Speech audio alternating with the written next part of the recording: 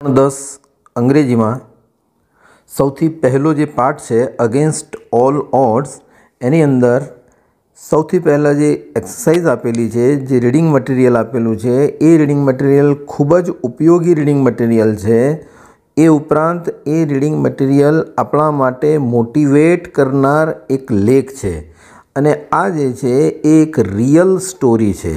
આ કોઈ fake story નથી, આ કોઈ બનાવટી નથી, પરંતુ એક રિયલ સ્ટોરી છે. અને રિયલ સ્ટોરી આપણે વાંચીએ, આપણે એનાથી મોટિવેટ કરીએ, આપણે એનાથી પ્રેરણા લઈએ અને પ્રેરણા લઈ આપણે ધોરણ 10ની અંદર સારામાં સારા માર્ક્સ મેળવી આગળ વધીએ. તો let us start. Read about Dashrath Manjhi and answer the questions. Read વાંચો, અબાઉટ એટલે વિશે, દશરથ માંઝી વિશે વાંચો, એન્ડ આન્સર અને જવાબો આપો, ધ ક્વેશ્ચન્સ અને પ્રશ્નોના જવાબ આપો. મિત્રો, તમને એમ થતું હશે કે આ મેપ શા માટે મૂકવામાં આવ્યો છે. જુઓ મિત્રો, અંગ્રેજી અને સામાજિક વિજ્ઞાન, અંગ્રેજી અને ગણિત, અંગ્રેજી અને વિજ્ઞાન અથવા તો એકબીજા સબ્જેક્ટ્સ જે છે એ સબ્જેક્ટ્સ એકબીજા સાથે સંકળાયેલા છે. અને જો એકબીજા સાથે આપણે સબ્જેક્ટને સાંકળીએ તો એ લાંબા સમય સુધી આપણને યાદ પણ રહે છે અને એ સબ્જેક્ટ્સ આપણે સારી રીતે તૈયાર પણ કરી શકીએ છીએ. તો અહીં મેપ મેં એટલા માટે મૂક્યો છે કે સૌથી પહેલો પ્રશ્ન આપણને એમ થાય છે કે દશરથ માંઝી કોણ છે. તો દશરથ માંઝી જે છે એ માંઝી બિહારની એક વ્યક્તિ છે. તો પ્રશ્ન એ છે કે વેર ઇઝ બિહાર? બિહાર ક્યાં છે? તો આ ભારતનો નકશો આપણને યાદ હોવો જોઈએ, આપણને મગજમાં હોવો જોઈએ. We are here in Gujarat, આપણે ગુજરાતમાં છીએ અને આ જે કિસ્સો છે એ કિસ્સો બિહારનો છે. તો બિહાર ક્યાં છે? તો બિહાર આ રહ્યું. શું કહે છે એ આપણે જરા ચેક કરીએ. તો Dasharath Manjhi ran away from his home at a young age. આટલે સુધી રાખીએ. તો દશરથ માંઝી રેન અવે શબ્દ છે રન. રન એટલે દોડવું, રન અવે એટલે ભાગી જવું અને રેન એનો ભૂતકાળ છે. રેન અવે એટલે ભાગી ગયો, ભાગી ગયા. ફ્રોમ હિઝ હોમ તેમના ઘરેથી. એટ અ યંગ એજ એકદમ યુવાન વયે, કે દશરથ માંઝી એકદમ યુવાન વયે તેમના ઘરેથી ભાગી ગયા. એન્ડ અને worked at Dhanbad coal mines અને કામ કર્યું. વર્કડ એટ ક્યાં? ધનબાદની કોલ. કોલ એટલે કોલસો અને માઇન્સ એટલે ખાણ. કોલસાની ખાણમાં કામ કર્યું. આ બિહાર છે, ત્યાં ધનબાદ આવેલું છે. ફરી એક વખત નકશો આપણા સમક્ષ હોવો જોઈએ તો આપણને ખ્યાલ આવી જઈએ. He returned to his village. Return RETURN, return એટલે પાછા ફરવું અને રિટર્ન્ડ જે છે એ પાછો ફર્યો. Two his village. ટુક અપ વર્ક, કામ લીધું. એન્ડ મેરીડ ફાલ્ગુની દેવી. મેરી શબ્દ છે MARRY. મેરી એટલે લગ્ન કરવા અને અહીં ભૂતકાળ છે. મેરીડ MARRY નો I થઈ અને ઈડી લાગ્યો છે અને લગ્ન કર્યા. કોના સાથે લગ્ન કર્યા? ફાલ્ગુની દેવી સાથે. પહેલો અક્ષર F કેપિટલ છે, D કેપિટલ છે. કોઈ કહેશે શા માટે? યાદ રાખો. While crossing Gehlaur hills. જુઓ, ગેહલોર હિલ્સ એટલે ગેહલોરની ટેકરીઓ. ગેહલોર એક પ્રદેશ છે, એની ટેકરીઓ ક્રોસ કરતા, ઓળંગતા. ટુ બ્રિંગ હિમ લંચ, કે ભાઈ પત્ની જે છે એ પત્ની એના પતિ માટે લંચ લઈ જાય છે. Falguni slipped and seriously injured herself. ક્યાં? ગેહલોર હિલ્સમાં પોતાના પતિ માટે ફાલ્ગુની દેવી લંચ લઈ જાય છે, બપોરનું ખાણું લઈ જાય છે. તે વખતે ફાલ્ગુની સ્લીપ થઈ ગઈ. SLIP, સ્લીપ થઈ જવું એટલે લપસી જવું અને એ લપસી ગઈ. એન્ડ સિરિયસલી ગંભીર રીતે. ઇન્જર્ડ થઈ એટલે એ ગંભીર રીતે ગવાઈ. હરસેલ્ફ પોતાની જાતે ગંભીર રીતે એ ગવાઈ. એ ગંભીર એને ઈજા થઈ.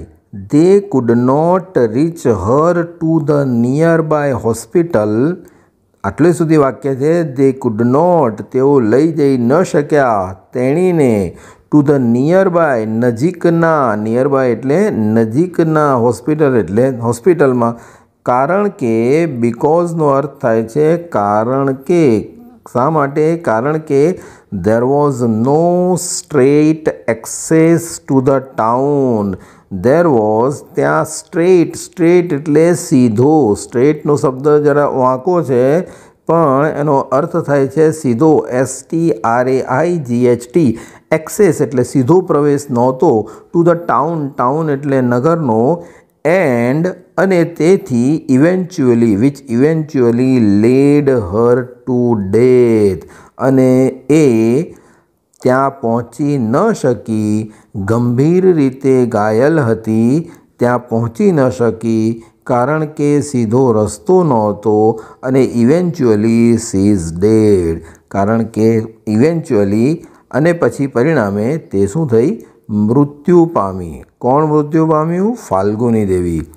માંજી વોઝ ડીપલી ડિસ્ટર્બડ, એનો પતિ માંજી જે છે વોઝ ડીપલી, એકદમ ડિસ્ટર્બ થઈ ગયો, એકદમ ખલેલ પહોંચાઈ ગયો, એકદમ એ નિરાશ થઈ ગયો, ઉદાસ થઈ ગયો. એન્ડ ધેટ વેરી નાઇટ, અને તે જ રાત્રે ડિસાઇડેડ, ડિસાઇડ કર્યું. ડિસાઇડ કરવું એટલે નક્કી કરવું, ડિસાઇડ કરવું એટલે નક્કી કરવું, એનું ભૂતકાળ છે. ડિસાઇડેડ ટુ કાવ, ટુ કાવ એટલે કોતરણી કરવી અથવા તો કોતરણું અથવા તો કોતરવું, કોતરવું. કાવ અ પાથ થ્રુ ધ ગેહલોર હિલ્સ, ગેહલોર હિલ્સમાં થઈને રસ્તો બનાવવાનું નક્કી કર્યું. સો એટલે તેથી. આ પ્રકારના પ્રશ્નો આવે છે.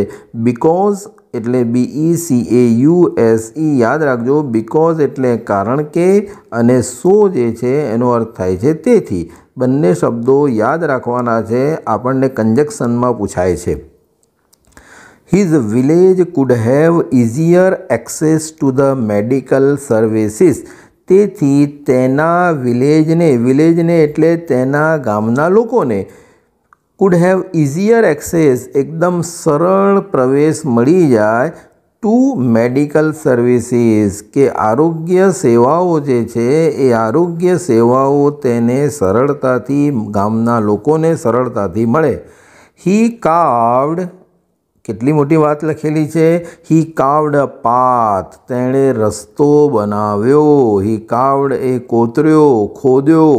360 ફીટ લોંગ, 360 ફૂટ લાંબો. 360 ફૂટ લાંબો એટલે એમ સમજી લો આપણે એવરેજ 30 માળની બિલ્ડિંગ જેટલો લાંબો. 30 માળની જે બિલ્ડિંગ હોય એ 30 માળની બિલ્ડિંગ જેટલો લાંબો રસ્તો. 25 ફીટ ડીપ, અને ઊંડો કેટલો? ઊંડાઈ જે છે એ એની 25 એટલે 2 માળની બિલ્ડિંગ જેટલો. 25 એટલે એવરેજ 2 માળની બિલ્ડિંગ જેટલો ઊંડો. એન્ડ 30 ફીટ વાઇડ, અને પહોળાઈ જે છે એ પહોળાઈ કેટલી? 30 ફૂટ. 30 ફૂટ એટલે લગભગ અઢી માળ જેટલી પહોળો રસ્તો બનાવ્યો. A road through the rocks, પથ્થરોમાંથી રોડ બનાવ્યો.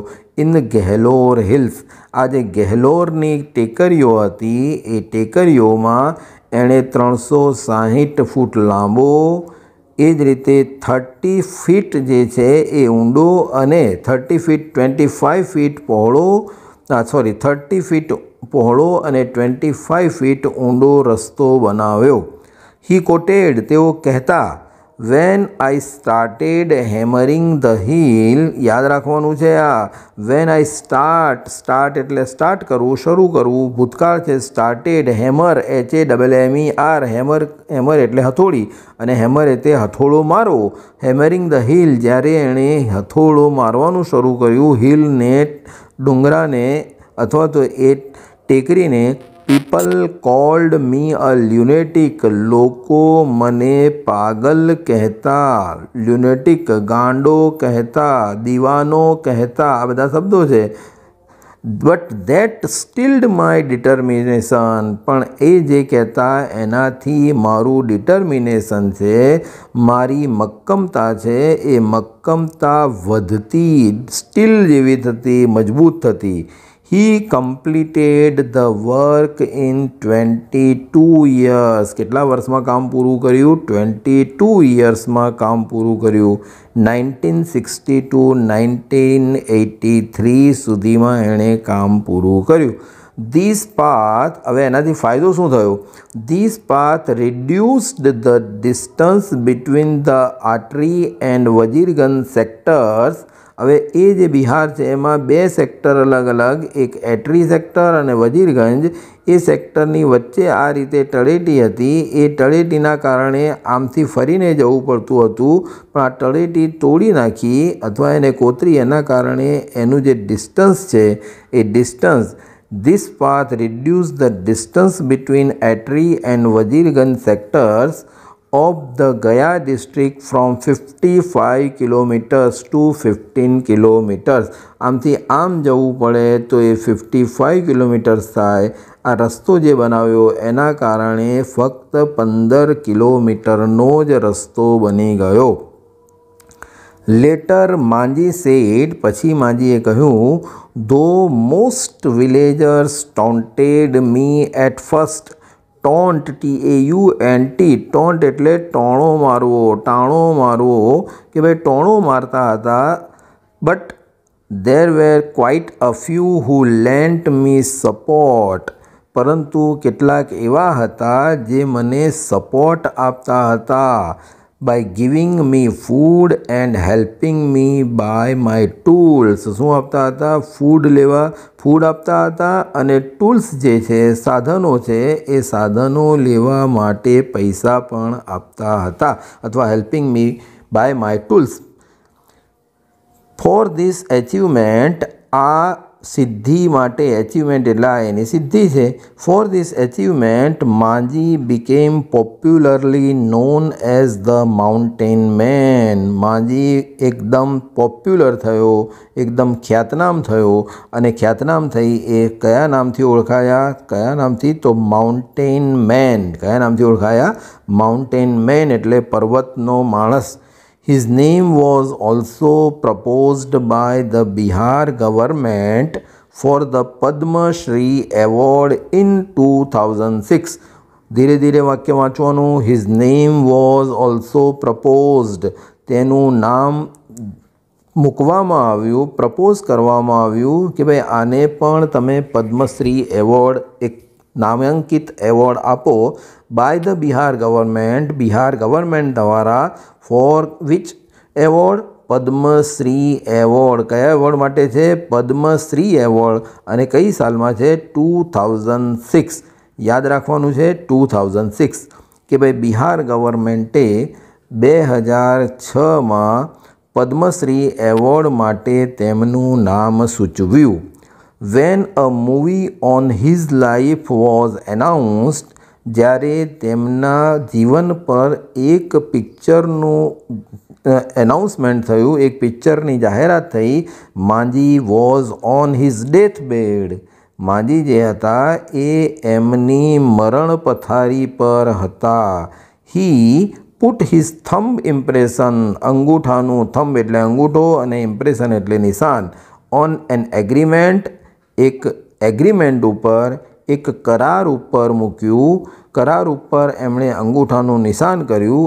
And gave away exclusive right, અને તેમને વિશેષાધિકાર આપ્યા, વિશેષાધિકારો આપ્યા. કોને આપ્યા? પિક્ચર બનાવવાવાળાને. To make a film on his life, to make a film on his life.